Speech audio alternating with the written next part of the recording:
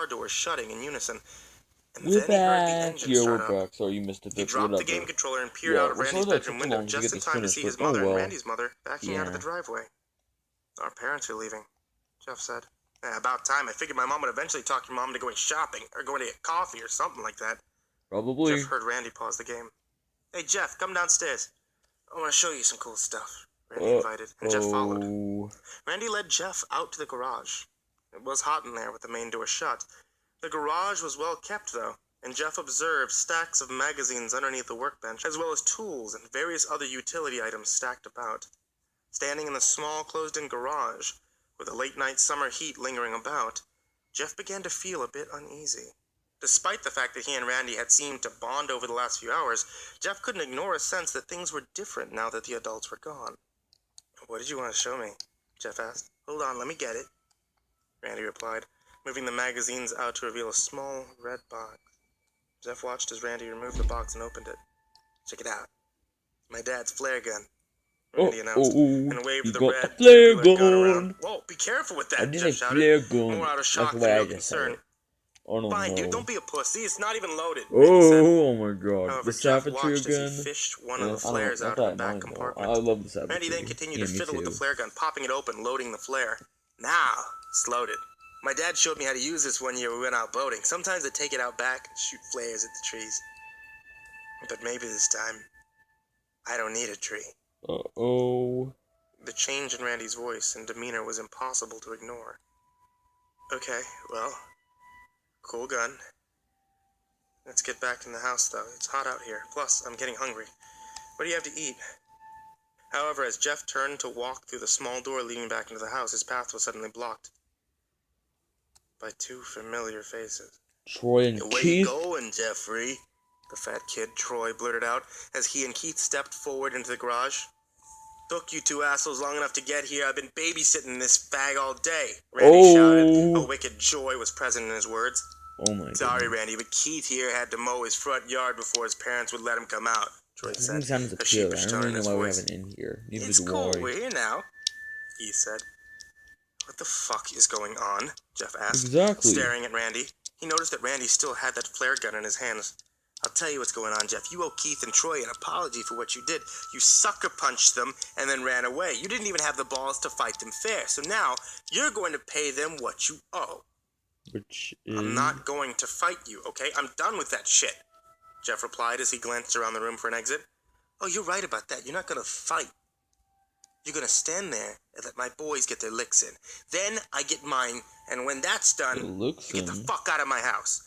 I'll tell my mom that you got sick and walked home, and after that, if I see you again, you better walk the other way. I'm not going to stand here and get hit by your friends, so just let me go home. How about that? I'll tell my mom that we're cool, and everyone wins, okay? Jeff asked. Randy then raised the flare gun towards Jeff. No, you stay, pussy. Oh. You stay and you take your licks.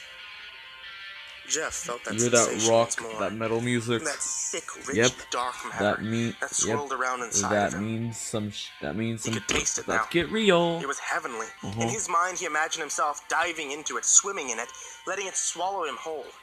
He looked around and the sensation only grew. He saw Randy standing there holding the flare gun. It was limp in his hands, though, and the hammer was not cocked back.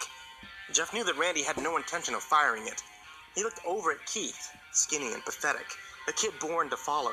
Troy, fat and sweaty, breathing a bit heavy from his walk over, and of course, in the middle of it all, Jeff himself. He felt that pleasure begin to mix with a rage, forming the perfect product. He tried to avoid sampling it.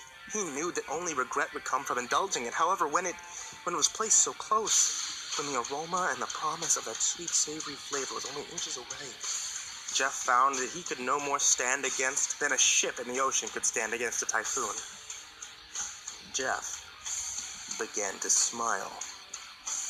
Why are you smiling at me? You queer for me or something? Randy asked, a slightly nervous tinge in his voice. Am I smiling, Randy? I guess it's because I'm having so much fun, Jeff announced, and suddenly lunged towards the You unprepared need kids to holding the flare gun. run. Jeff struck Randy once in the nose. Randy's arm dropped, yet he kept hold of the flare gun. Jeff, without even Y'all needing to see look, that? realized See that Troy what? and Randy had Look, actually taken a Jeff's step back starting to turn instead into of his- advancing like Jeff's they should starting- have. Jeff's Jeff starting to turn delivered more another strong blow into to his Randy's evil, jaw, causing the boy to psychotic drop to murderer the floor. form. Jeff now turned his Yeah, I attention to see Troy that. and Keith, the two tough kids that had yet to actually make Maybe- as much as maybe it's move in turning his like that direction. because, Troy actually like I backed said, up a step and it's getting stumbled real. over the stack of magazines that Randy had moved earlier. Jeff took this opportunity to step forward once again, introducing Troy's round belly to his fist. Troy tried to stand on his feet, but Jeff's punches combined with a stumble over the magazine caused Troy to fall back, landing hard and striking his head on the concrete slab that was the garage floor. Keith was actually trying to back away. However, Jeff was currently standing between him and the other exit to the garage. Since the carport door was closed, Jeff took 2 quick steps towards the skinny kid and felt the most intense joy seeing Keith stagger backwards, knocking his back into the wall. That perfect blend of pleasure, control, and rage that came together. Jeff felt as though he was floating above the world. Somewhere in his mind, he knew there would be hell to pay for this. But at that exact moment in time, he couldn't care less. He didn't care about Lou. He didn't care about being arrested and didn't care if his dad got fired. All he cared about in that fraction of time was hurting Keith. Keith tried to make a run for it, hoping to squeeze through the small gap between Jeff and the door. However, Jeff clipped him a hard right across his face, causing Keith to stagger back again. Jeff could see that his knees were buckling and took full advantage. He moved in, pinned Keith to the wall, and began to deliver blow after blow to the skinny kid's stomach. Keith's eyes became as large as saucers. Once satisfied, Jeff stepped back and watched in demonic glee as Keith slowly slid down the wall, gasping for air. Randy got back to his feet, but seemed to have no idea what to do. "Yeah, we done now, Randy? We good, or do you and your friends need more?" Jeff mocked. No more, we cool." "How about you, asshole?" Jeff asked. "It was Randy's idea," Keith said weakly. "Yeah, man, we didn't even want to," Troy agreed. The debate may have continued, but the sound of a returning car broke the tension. "Oh shit, my mom's back," Randy shouted, his voice crackling in a humorous way. It seemed that the previous tough guy had all but shrunk back to a scared child. "So we'll just say that we all were hanging out," Keith replied. "No, the fucking flag gun! If she finds out that I'm messing with it, I'm screwed!" "So put it back," Jeff suggested. The sensation of rage was fading again, and he felt control returning. "Yeah, grab the magazines, please," Randy begged. Jeff found that he'd rather liked that tone, that begging, whip dog mentality. Jeff was paying no attention to Randy. He was down on the floor, calmly gathering the magazines. He didn't really care if Randy got in trouble or not. However, if his mother returned and found trouble, he feared that Lou may not be able to return home as promised. Everything else happened in a flash, both literally and figuratively. Randy, now in a panic over the trouble that he'd be in if he was caught playing with a flare gun, had begun to sweat. As his hands frantically clawed over the gun, his thumbs pushed back the hammer unintentionally. He didn't even notice the gun was cocked. He was turning it over in his hands, trying to quickly disarm it. I'll be okay with. He then heard the key in the front door. Of course, He knew that he only had seconds now to hide it. Everything else happened in slow motion. The gun slipped from Randy's sweaty hands as he attempted to rotate it once more. He saw it fall to the floor, seeming to float to the ground rather than fall. Jeff, busy stacking the magazines, had only enough time to register Randy's shocked gasp. He turned to look in the boy's direction just in time to see the bright red flare gun hit the floor. The gun discharged, launching a speeding ball of fire directly into Jeff's face. Jeff felt the hot flash of heat and pain tear across the left side of his face. After the intentional registry of agony, there was no more thinking. Jeff began to scream, clutching the left side of his face and rolling around on the floor. For a while, he forgot everything as he was plunged into darkness, rich syrup once more, the rage almost serving to dull the pain. When he finally did come to a stable level of alertness, he realized he was in a hospital room. Half of his face was bandaged. He knew that much. He wanted to open his eyes and speak, let his family know he was awake. But the drugs still had a firm hold. He was awake, but not quite yet functioning. He could hear several familiar voices, though. "Is he going to be okay, doctor?" Jeff's mother asked. "Oh, yes, ma'am. Your son will be fine. However, we'll have a lengthy road to recovery, and we will need your support. The flare struck his face and caused third-degree burns on his left side. How bad is the eye? Jeff's father asked. Hard to say at this point. He'll need to see an optometrist for further review, but the damage appears quite severe. And his face? What about his face? Jeff's mother asked, sounding deeply concerned. Well, we were able to clean and treat the injury in time, so you'd no concern or anything of that matter. We'll want him on an antibiotic for a while, and he'll need to have the wound cleaned and dressed on a regular basis, but all in all, your son got very lucky. The damage could have been more severe. Doctor? Yeah, could have been. His mother began again. What if there's permanent damage? What do we do about that? As I said, an optometrist will have to examine the eye. Sheila Woods interrupted the doctor, sounding more agitated than before. You're not listening, not the eye. His face. What do we do to correct his face? She demanded. Well, ma'am, we've treated his face, like I said. Yeah. There shouldn't be a risk of infection so long as you... She cut him off again. Not the infection! His appearance. What can we do for that? All the cares about his appearance. That's hardly a concern at this point. Once he's healed and back on his feet, you can probably explore plastic surgery to repair some of the damage. But honestly, right now, we can't waste concern on how he looks. What's important is that your son is healthy. He can expect to be back home in a few days, maybe sooner. Jeff's dad spoke again. Okay, thank you, doctor. Can we have some time alone, please? My wife and I need to speak. Certainly, the doctor replied. Lou, why don't you go down to the hospital cafeteria and get yourself a snack? Matt Woods suggested.